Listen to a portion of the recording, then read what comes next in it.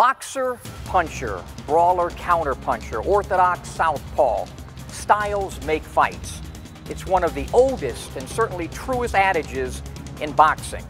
When Floyd Mayweather meets Manny Pacquiao, May the 2nd, two of the best, most unique, and certainly most successful styles over the last decade will collide at the MGM Grand Garden Arena. And while these two might not be as polar opposite stylistically as Ali and Frazier were, it's pretty damn close. It all begins with a stark contrast in their mindset. So we're at the Long Life Fighter Gym in Las Vegas with WBA light welterweight champion Jessie Vargas to break down Pac-Man and Mayweather.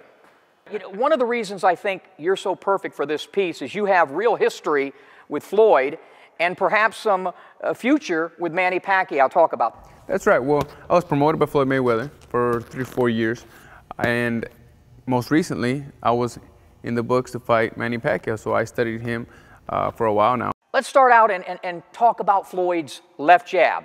So he's going to be going against a southpaw, and of course Manny Pacquiao. Floyd has a tremendous left jab, especially when he decides to use it. And he's even told me in the in-ring that what he likes to do initially with his jab is establish distance.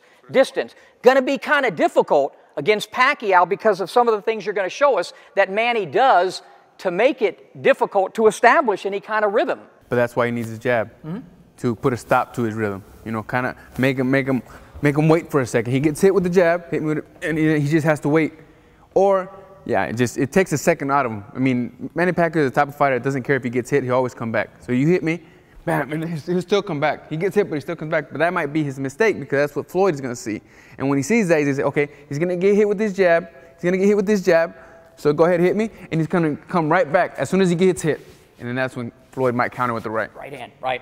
Floyd Mayweather's most effective offensive weapon is that radar right hand that he throws. I mean, you don't see it coming, he just turns it over and it's there. And we've seen that can be an Achilles heel for Manny Pacquiao. Jessie, you're in the Manny Pacquiao stance, southpaw stance. Floyd's always trying to set up that right hand right over, just so I think that'll be could be a very effective weapon, you know, for Floyd Mayweather. And again, you mentioned the shot to the body, which you think will be a good paralyzing and a type of punch. But I still think that Manny's head, as good as he has that upper body movement, and he does, and he's so quick, he still seems to get hit with that right hand. And once Floyd has the distance and the leverage, that final thing is the timing. And when he gets that, you don't see it coming. And it's so quick, so fast, I think it'll be an effective weapon for Floyd Mayweather. Focus on Manny's offense and talk a little bit about, we could start out with the right jab, but I don't think it's going to be effective. So we'll skip the right jab, and let's talk about his straight left hand. He generates so much power with that straight left, and I think a lot of it has to do with his tremendous core strength and his legs and hips and again, quickness. As we said earlier, and we just can't say it enough, Manny Pacquiao's offense is everything, and as soon as you let him get it started, it's dangerous. Yeah. Right? So, this is Manny Pacquiao. He throws so many shots, he might just double it. So you think I'm not doing this the exact replica of his style. I'm not Manny Pacquiao, but I can show you an idea, give you an idea of what he might be doing, which is a double jab, straight left. Double jab, straight left, and he does this. And then he might do this, and he'll start hopping around a little bit again. You see how he does that a lot?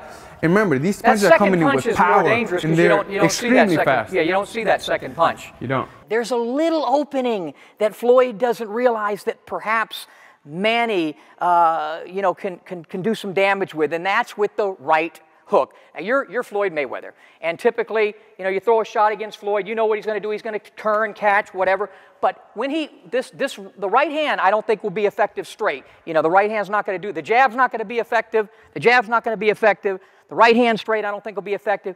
But this shot here, when Floyd is in his position, this here is the one shot that Manny perhaps can catch him right here. And this is the shot where he got hit against Shane Mosley.